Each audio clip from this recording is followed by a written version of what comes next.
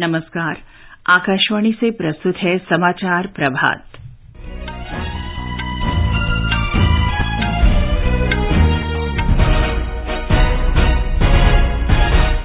प्रधानमंत्री नरेंद्र मोदी आज सुबह 11 बजे आकाशवाणी से मन की बात कार्यक्रम में अपने विचार साझा करेंगे। प्रधानमंत्री ने कहा, भारत रूस और यूक्रेन के बीच किसी भी प्रकार की शांति प्रक्रिया में सहयोग के लिए तैयार। नागालैंड और मेघालय में विधानसभा चुनाव के लिए व्यापक प्रबंध किए गए। डेनमार्क के राजकुमार आज से भारत की 5 दिन की यात्रा पर। भारत के ग्रीको रोमन पहलवान अंकित गुलिया ने मिस्र के अलेक्जेंड्रिया में इब्राहिम मुस्तफा रैंकिंग श्रृंखला में कांस्य पदक जीता और केपटाउन में आज T20 महिला विश्व कप क्रिकेट में ऑस्ट्रेलिया का मुकाबला दक्षिण अफ्रीका से।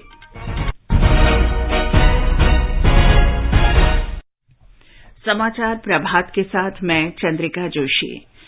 प्रधानमंत्री नरेंद्र मोदी आज सुबह 11 बजे आकाशवाणी से मन की बात कार्यक्रम में लोगों से अपने विचार साझा करेंगे।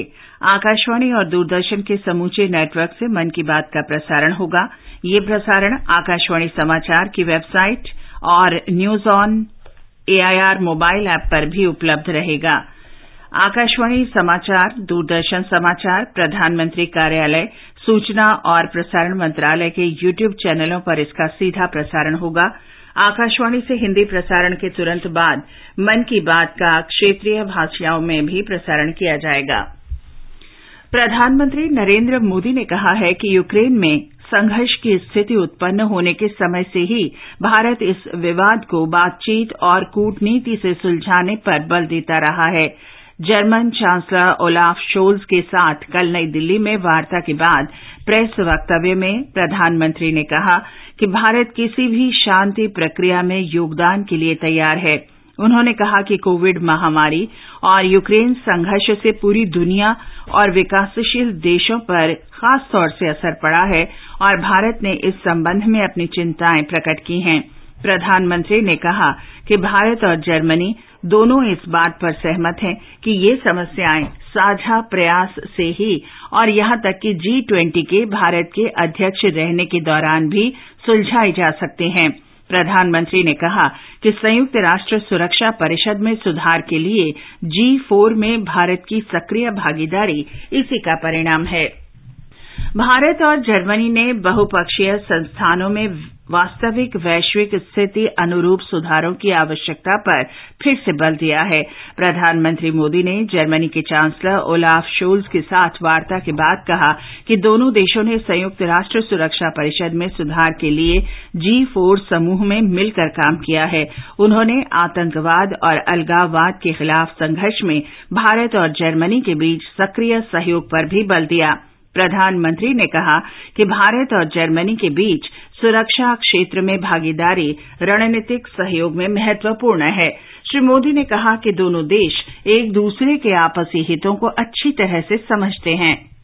भारत और जर्मनी के मजबूत संबंध साझा लोकतांत्रिक मूल्यों और एक दूसरे के हितों की डीप अंडरस्टैंडिंग पर आधारित है। दोनों देशों के बीच सांस्कृतिक एवं आर्थिक आदान प्रदान का भी लंबा इतिहास रहा है। विश्व की 2 बड़ी लोकतांत्रिक अर्थव्यवस्थाओं के बीच बढ़ता सहयोग दोनों देशों की जनता के लिए तो लाभकारी है ही, आज के तनावग्रस्त विश्व में इससे एक सकारात्मक संदेश भी जाता है। प्रधानमंत्री मोदी ने कहा है कि वर्ष 2023-24 के बजट में सबसे अधिक महत्व युवा वर्ग और उनके भविष्य को दिया गया है। श्री मोदी ने नई दिल्ली में कौशल और शिक्षा के माध्यम से युवा सशक्तिकरण विषय पर कल एक वेबिनार को संबोधित करते हुए कहा कि प्रधानमंत्री कौशल विकास योजना के चौथे चरण से आने वाले समय में लाखों युवा अधिक कुशल होंगे। सूचना और प्रसारण तथा युवा कार्यक्रम और खेल मंत्री अनुराग सिंह ठाकुर ने कहा है कि युवा 20 सम्मेलन में भारत न सिर्फ अपनी बात रखने बल्कि दुनिया भर के युवाओं का पक्ष सुनने को भी तैयार है। श्री अनुराग ठाकुर ने कल रायपुर में युवा 20 परामर्श कार्यक्रम में कहा कि युवा शक्ति ही देश का वर्तमान और भविष्य का निर्माता है। युवा 20 परामर्श कार्यक्रम का आयोजन रायपुर के भारतीय प्रबंधन संस्थान ने किया है। श्री अनुराग ठाकुर ने कहा कि हमें अपनी धरोहर, इतिहास, कला, संस्कृति और परंपरा पर गर्व होना चाहिए। उन्होंने युवाओं से ऐसी शक्तियों से सतर्क रहने की अपील की जो देश को खंडित करने की मंशा रखते हैं। ये जो पश्चिमी देशों की मानसिकता हमारे देश के ऊपर पिछले 70 वर्षों में थोपी गई और हम अपने गौरवशाली इतिहास को भूलते चले जा रहे थे, कहीं ना कहीं सोच को बदलने का काम पिछले 8 वर्षों में हुआ। दुनिया भर की ताकतें आज तोड़ने में लगी हैं। कोई वहां से प्रहार करता है, कोई अपने चैनल का उपयोग करता है, कोई बिलियनियर का उपयोग करता है, कोई किसी रिपोर्ट का उपयोग करता है, कोई कितने भी उपयोग या प्रयोग कर ले, ये भारत की एकता एकजुटता को कोई तोड़ नहीं पाएगा, ना तोड़ पाया ना तोड़ पाएगा। लेकिन आज के युवा को सजग रहना। श्री अनुराग ठाकुर ने युवाओं से भारत को एक विकसित राष्ट्र बनाने में हर संभव योगदान की अपील की। G20 देशों के वित्त मंत्रियों और केंद्रीय बैंक के गवर्नरों की पहली बैठक कल बेंगलुरु में संपन्न हुई। बैठक में नीतिगत मुद्दों पर अंतर्राष्ट्रीय नीतिगत सहयोग बढ़ाने और वैश्विक अर्थव्यवस्था के विकास को सशक्त, संतुलित और समावेशी बनाने के प्रयोजन से एक दस्तावेज को अंगीकृत किया गया। वित्त मंत्रालय में आर्थिक कार्य सचिव अजय सेठ ने आकाशवाणी को बताया कि 2 दिन की इस बैठक में वित्त मंत्रियों और केंद्रीय बैंक के गवर्नरों ने कुछ महत्वपूर्ण निर्णय लिए। कई बातों पर बड़ी महत्वपूर्ण निर्णय लिए गए, जिसमें से मल्टीलैटरल डेवलपमेंट बैंक हैं, जैसे world bank, Asian development bank, ये किस तरह से 21वीं शताब्दी के जो चैलेंजेस हैं उनका सामना करने के लिए, उसमें देशों की मदद करने के लिए कैसे काम करें। विभिन्न देशों के कर्जों की जो एक परिस्थिति है बहुत ज्यादा हो गई है, उसमें उन देशों की कैसे से मदद की जाए। फिर जो हमारे शहर हैं, इन शहरों को एक सस्टेनेबल कैसे बनाया जा सके, तो उनकी फाइनेंसिंग कैसे हो। ये भी चर्चा हुई कि जो ये 20 बड़े देश या बड़ी इकोनॉमीज के बारे में बात कर रहे हैं, ये अपनी पॉलिसीज को किस तरह से एक दूसरे के साथ कोऑर्डिनेट करें, इसके बारे में भी वहां चर्चा हुई। डेनमार्क के युवराज फेडरिक आंद्रे हेनरिक क्रिस्टियन और राजकुमारी मैरी एलिजाबेथ आज 5 दिन की भारत यात्रा पर आ रहे हैं। विदेश मंत्रालय के अनुसार पिछले 2 दशक में ये डेनमार्क के शाही दंपत्ति की पहली भारत यात्रा है।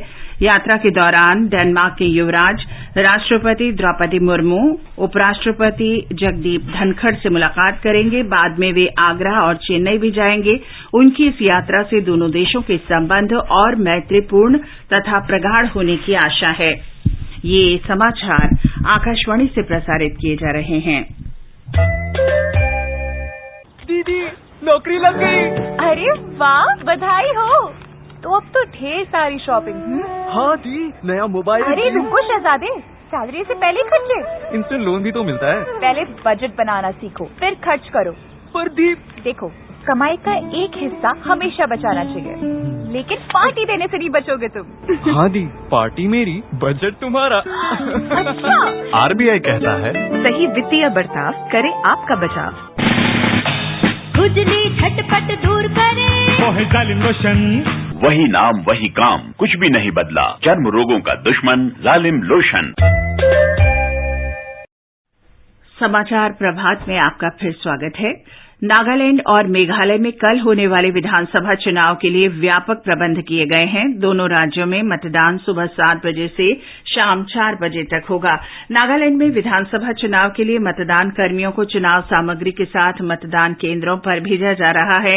हमारे संवाददाता ने बताया है कि कल शाम दूर दराज क्षेत्रों के लिए मतदान कर्मियों के 268 दल रवाना कर दिए गए।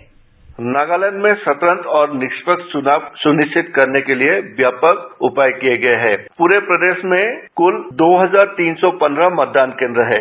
सभी मतदान केंद्रों पर सुरक्षा बलों का पहरा रहेगा। कम से कम आधे मतदान केंद्र को वेबकास्टिंग या वीडियोग्राफी से कवर किया जाएगा। 368 मतदान केंद्र सिर्फ महिला अधिकारियों द्वारा प्रबंधित किए जाएंगे और 4 बूथ दिव्यांगों द्वारा चलाए जाएंगे। इसके अलावा पूरे प्रदेश में 15 मॉडल पोलिंग स्टेशन भी होंगे। सभी मतदान केंद्रों में पेयजल, शौचालय और बिजली सहित न्यूनतम बुनियादी सुविधाएं होगी। आसनों के साथ मानस प्रतिम शर्मा, आकाशवाणी समाचार, कोहिमा। उधर मेघालय में 59 विधानसभा निर्वाचन क्षेत्रों के 3419 मतदान केंद्रों पर सुचारू मतदान के लिए मतदान कर्मियों को रवाना कर दिया गया है। महाराष्ट्र के छत्रपति संभाजी नगर में कल से महिला 20 बैठक शुरू हो रही है।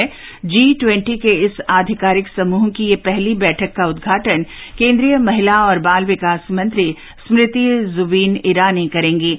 वित्त राज्य मंत्री डॉक्टर भागवत किशन राव कराड़ उद्घाटन समारोह में मुख्य अतिथि होंगे। जाने मानी शिक्षाविद और संगीत नाटक अकादमी के अध्यक्ष डॉक्टर संध्या पुरेचा बैठक की अध्यक्षता करेंगी। 2 दिन के इस आयोजन में G20 देशों के 150 से अधिक प्रतिनिधिमंडल भाग ले रहे हैं। आईसीसी महिला T20 विश्व कप का फाइनल आज केप टाउन में दक्षिण अफ्रीका और ऑस्ट्रेलिया के बीच खेला जाएगा। मैच भारतीय समयानुसार शाम 6:30 बजे से शुरू होगा। कुश्ती में भारत के ग्रीको रोमन पहलवान अंकित गुलिया ने मिस्र के अलेक्जेंड्रिया में इब्राहिम मुस्तफा रैंकिंग सीरीज में कांस्य पदक जीत लिया है।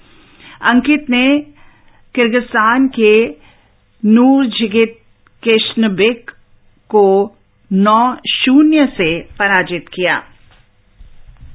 महाराष्ट्र के छत्रपति संभाजी नगर में एलोरा अजंता अंतर्राष्ट्रीय महोत्सव के आज दूसरे दिन तबला वादक अमित चौबे और मुकेश जाधव की प्रस्तुति होगी। इस महोत्सव का आयोजन डॉक्टर बाबा साहब आंबेडकर मराठवाड़ा विश्वविद्यालय के ऐतिहासिक सोनेरी महल में किया गया है।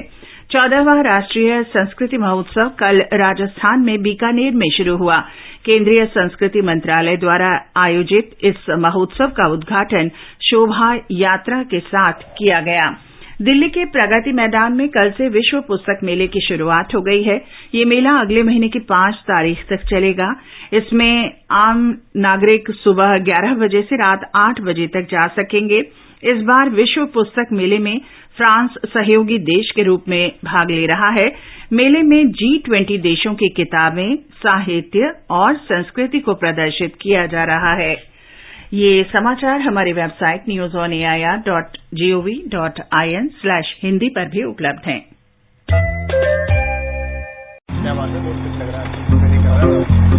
3 महीने में पैसे डबल? वाह, फास्ट और हाई रिटर्न्स भी। क्या स्कीम है? कल तो नहीं थी यहाँ और कल होगा भी नहीं। तूने कभी 5 ओवर में डबल सेंचुरी मारी है? ऐसे स्कीम के बहकावे में आके हम धोखा खा सकते हैं। और आरबीआई कहता है अपना पैसा सुरक्षित रखो और समझदारी से निवेश करो। अगर ज्यादा रिटर्न के पीछे भागोगे तो रिस्क भी उतना ही उठाओगे। और फास्ट रिटर्न से बच के और फास्ट बॉलिंग से भी। आरबीआई कहता है जानकार बनिए, सतर्क रहिए। और अब आज के समाचार पत्रों की सुर्खियों के साथ हैं रवि कपूर। धन्यवाद चंद्रिका। दिल्ली आए जर्मनी के चांसलर से प्रधानमंत्री की मुलाकात को अखबारों ने सुर्खी बनाया है।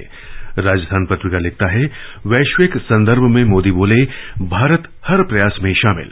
जनसत्ता और अमर उजाला के शब्द हैं, यूक्रेन विवाद पर शांति प्रक्रिया में योगदान के लिए भारत तैयार। उत्तर प्रदेश विधानसभा में मुख्यमंत्री और नेता प्रतिपक्ष के बीच तल्ख अंदाज में कल हुई बातचीत। दैनिक जागरण के पहले पन्ने पर चित्र सहित है। राष्ट्रीय सहारा ने पलटवार में मुख्यमंत्री के तीखे तेवर की चर्चा करते हुए लिखा है, मुख्यमंत्री योगी ने सदन को भरोसा दिलाया कि प्रदेश में किसी भी माफिया को पनपने नहीं दिया जाएगा। कई अखबारों ने दिल्ली विश्वविद्यालय के दीक्षांत समारोह में राष्ट्रपति मुर्मू का ये आह्वान कि नए भारत के निर्माण के लिए युवा बड़े सपने देखें, चित्र सहित दिया है। राष्ट्रीय सहारा लिखता है, राष्ट्रपति ने कहा स्वप्न केवल अपने कैरियर तक ही नहीं बल्कि समाज और देश के लिए देखें। कांग्रेस के महाधिवेशन पर भी सभी अखबारों की नजर है। जनसत्ता लिखता है, सोनिया गांधी ने कहा भारत जोड़ो यात्रा के साथ मेरी पारी का अंत हुआ। राजस्थान पत्रिका, जनसत्ता और दैनिक ट्रिब्यून ने पंजाब के मुख्यमंत्री के उस कथन को महत्व दिया है जिसमें उन्होंने कड़े शब्दों में कहा, गुरु ग्रंथ साहिब को ढाल बनाने वाला पंजाब का वारिस नहीं। और अंत में मुख्य समाचार एक बार फिर। प्रधानमंत्री नरेंद्र मोदी आज सुबह 11 बजे आकाशवाणी से मन की बात में अपने विचार साझा करेंगे। प्रधानमंत्री ने कहा भारत रूस और यूक्रेन के बीच किसी भी प्रकार की शांति प्रक्रिया में सहयोग के लिए तैयार। नागालैंड और मेघालय में विधानसभा चुनाव के व्यापक प्रबंध किए गए। डेनमार्क के राजकुमार भारत की 4 दिन की यात्रा पर नई दिल्ली पहुंचे। भारत के ग्रीको रोमन पहलवान अंकित गुलिया ने मिस्र के अलेक्जेंड्रिया में इब्राहिम मुस्तफा रैंकिंग श्रृंखला में कांस्य पदक जीता। और इसके साथ ही ये समाचार प्रभात का ये अंक समाप्त हुआ। नमस्कार।